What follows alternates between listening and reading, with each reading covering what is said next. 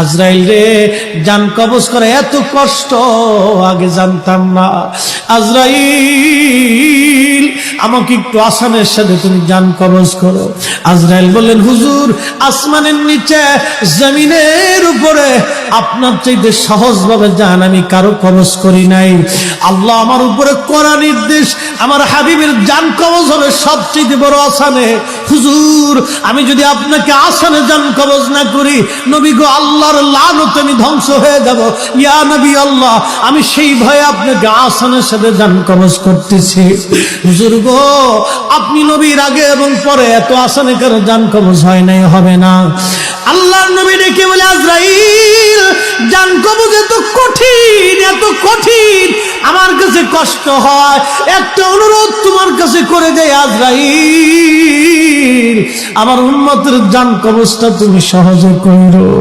আমার উম্মত গুনাহগার, আমার উম্মত পাপী, আমার উম্মত গুনাহগার, আমার উম্মতের জানটা তুমি আসানের সাথে কইরো।